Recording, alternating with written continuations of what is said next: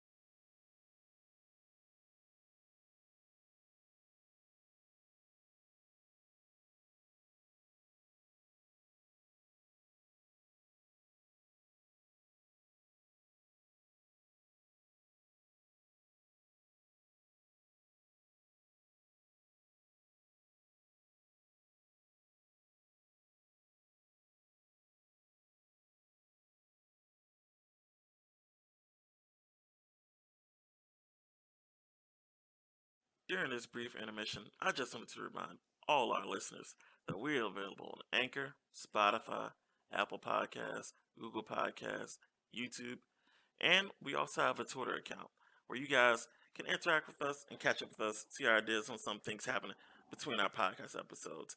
Links will always be down in the description. And now back to the action. Okay, this first story we're going to talk about for this episode.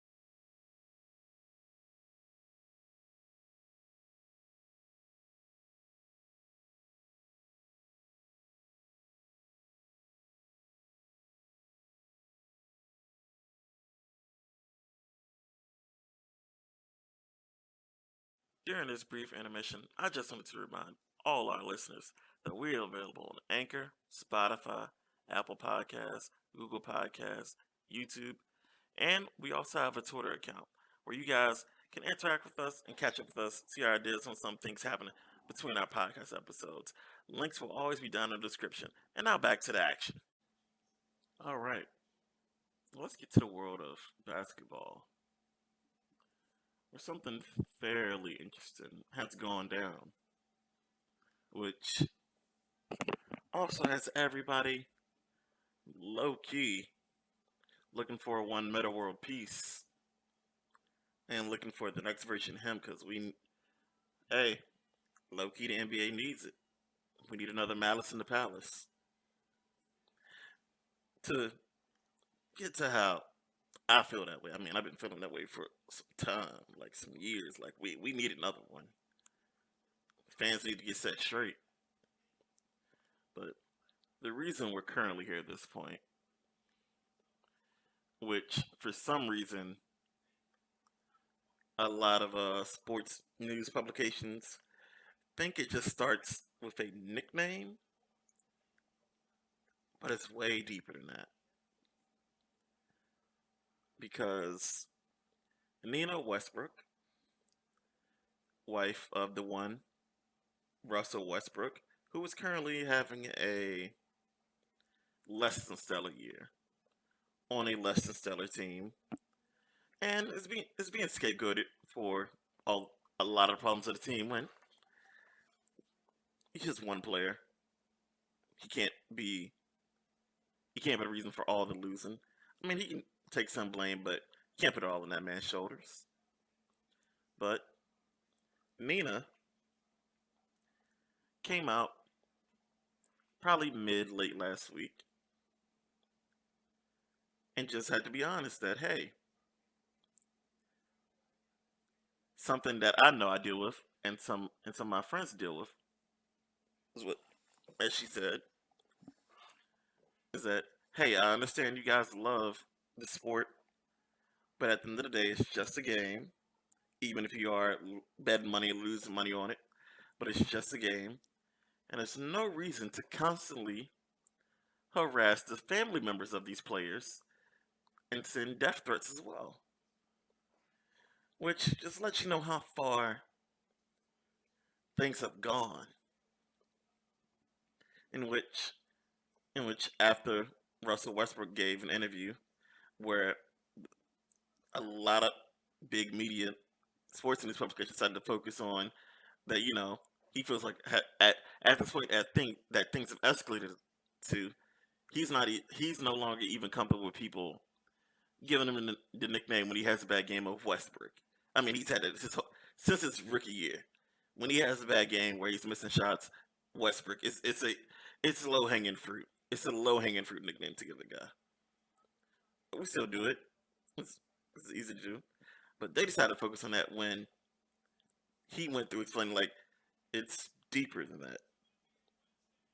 It's the fact that when he has a bad game, he has to deal with the fact that some police organizations analyze some things that are sent to his wife, not even him, just to his wife, with her minding her business, not even commenting on anything or saying anything to anyone. Not saying, hey, unfortunately, someone posted something in harassment to your wife that is now seen as a credible threat and shit he has to worry about. In which it's something that's pretty fucked up. It is fucked up that people think they can, just randomly talk a certain way to an athlete or an athlete's family just because they're an athlete and they believe that an athlete is not allowed to respond to these things. In which, I say we need another Malice in the Palace. And after the Westbrook interview, because these sports news publications basically sort of ignored the meat of the whole crux, Kendra Randall, or Kendra Shaw, the wife of current New York current New York Knicks player Julius Randle, decided to go in on, I think it's called Knicks TV, New York Knicks TV.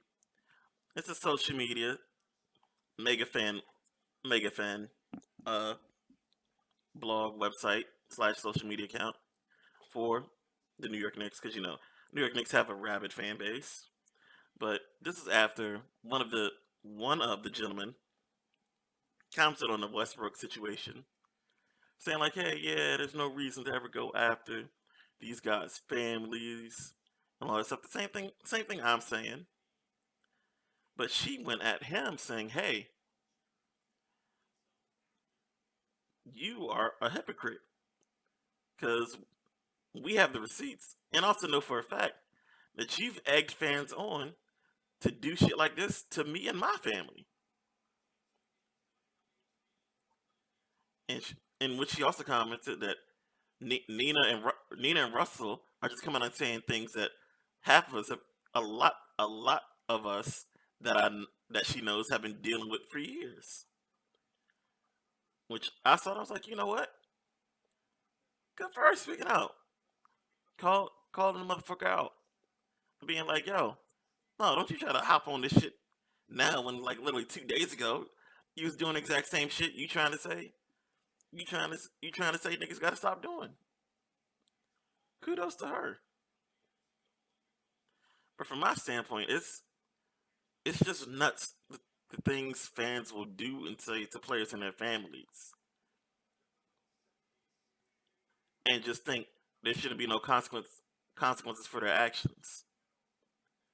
Like it's insane. It's like I always point to the fact that people always just look at Meta World Peace, formerly Ron Artest, just going into the stands and fighting a guy just thinking he's crazy. But it's like, would you really be okay with some random dude just throwing a beer on your face after you've done an extreme gone to an extent to de-escalate a situation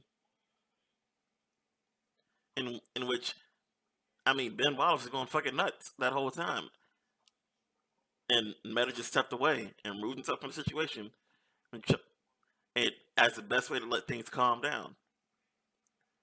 But would you, as a person, not even I mean, athletes are people too. You as a person, the same way Meta World Peace is a person. Would you just sit there and let somebody throw a whole fucking beer in your face for no reason? A whole beer, a whole open cup of beer in your face just because they felt like it and not have no reaction? Because I'm pretty sure that's the way a lot of these players are feeling with things that are said to them. I mean, you had the situation, um, that Golden State Cavs series where it's understandable. If you've watched basketball, you know players are gonna dive out of bounds to try to save a ball, save a pass, an errant ball. Try try to turn that into a play for their team. Well, during one of those Cavs Warrior series at Golden State, LeBron dives to try to save a ball from going out of bounds. And of course, there's floor seats, so it's like going to fucking SeaWorld, nigga. You sit in this front seat, so you gonna get wet. You got the potential to get wet. And LeBron ends up on top of the fan. Nothing malicious from LeBron. He's trying to get up, but a fan two seats over, not even not even the person LeBron landed on, comes in and decides to try to just fucking punch him and grab on a nigga for no reason. I mean, I don't know if you remember that. I remember that. That guy ended up being like having like 10% ownership of Golden State of the team, which is fucking nuts to think about. He thought like he really did expecting like there to be no consequences, and it's crazy that people think they can do this. It's like we all. I feel like I don't even know if people had real lives that do this shit who are fans. Cause like most of us grew up like knowing, hey, let me not fuck with the biggest nigga on the playground. Just because if I provoke him, this motherfucker's big as shit. If he swats me, nigga, I might go to sleep. And it's like, bro, you're 5'10", LeBron is fucking 6'9", all muscle. What if he decided just to swing on you? Fuck you gonna do? Not shit, cause you gonna be asleep. Shit, you might die. But people are fucking nuts. I mean, and I feel like more of these players gotta test people, because I'm test them to the extent where it's like, yo, yeah, I might fucking kill you for the shit you doing. Because I mean, you had the situation a few years back. I think it was the first season. The Rams moved to LA and were playing in the Coliseum, or it might have been the second season where they had the situation where a fan kept saying some wild, foul, disrespectful, and credibly threatening shit to Marcus Peters, and he left the sideline, went into the first step of the stands, and asked that fan, "Hey, where you from?" Which, for people not from the West Coast, that that is, that is a credible threat. In that, if you aren't from a place where I can check in and call somebody, and that person tells me, "Hey, yo, yeah, don't fuck with this person," you gonna end up getting lumped up. And Marcus Peters is very close to doing it. I think he should have did it. He should have just pieced up that fan, put him to sleep. I mean, that fan was already shook and was talking to him whenever. Yeah, yes sir, no sir. I didn't mean to do it, sir. And then that fan had his homie beside him just yelling, "You're gonna get fined!" Like that's all you can say after you been talking crazy to somebody and about to get his comeuppance. Yeah, most of these fans are bitch made anyway. Ain't doing too much. It's like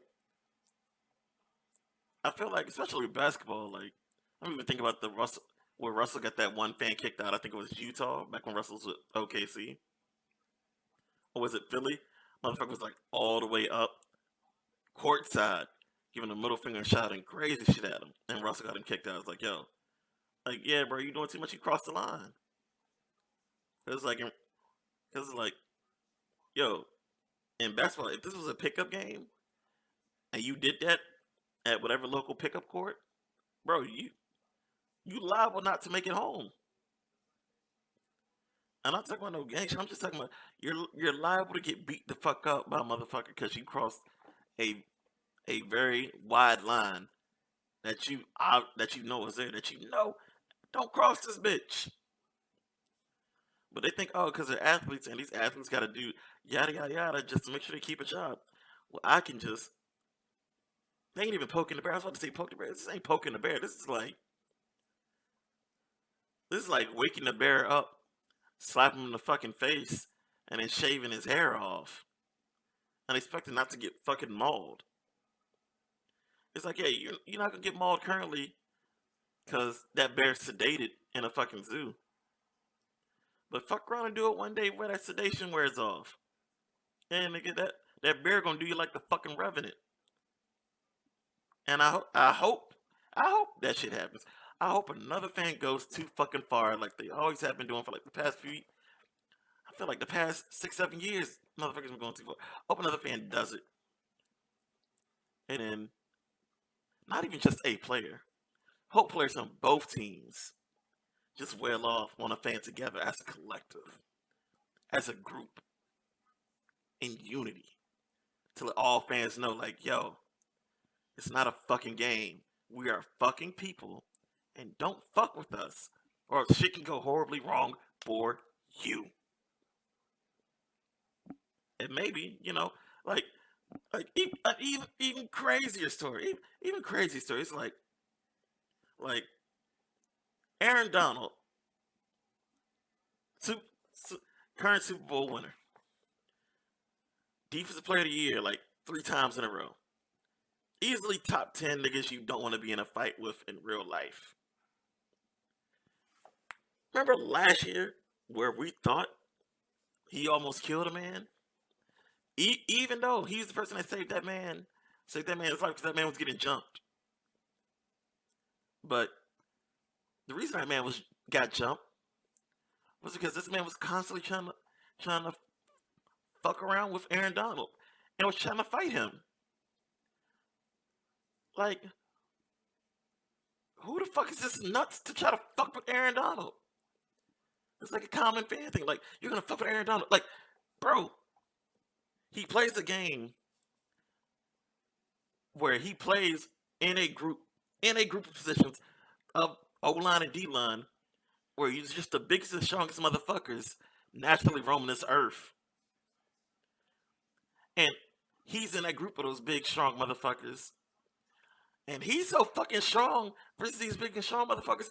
They need 3 of them to stop him. And you want to pick a fight with him? What's wrong with you? Who raised you? Like, I don't get it. Nina and Kendra are talking about a very big problem athletes have to deal with for no fucking reason. Because people are fucking assholes and they feel like these people I'm allowed to be assholes to with no consequences. But all I gotta say to end this off is, hey yo, Nina, get the Nina. So the next time these niggas talk, it ain't gonna be fun for them. Let's take a break. During this brief intermission, I just wanted to remind all our listeners that we are available on Anchor, Spotify, Apple Podcasts, Google Podcasts, YouTube, and we also have a Twitter account where you guys can interact with us and catch up with us, see our ideas on some things happening between our podcast episodes. Links will always be down in the description. And now back to the action. Ayo, prow.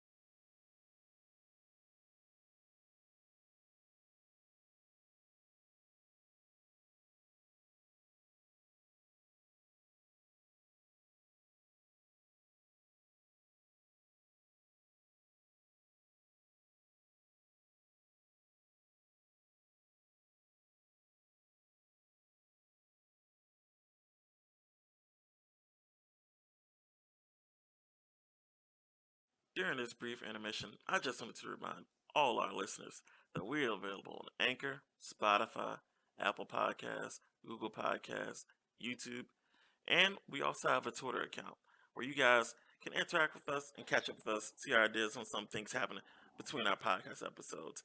Links will always be down in the description. And now back to the action. Okay, so I harped on that one motherfucker for too long.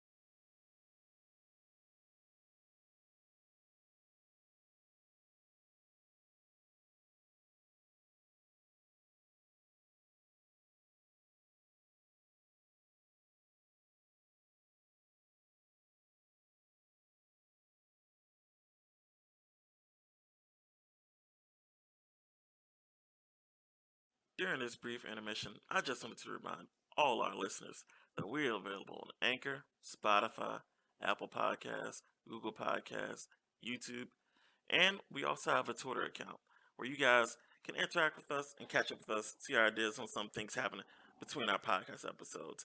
Links will always be down in the description. And now back to the action.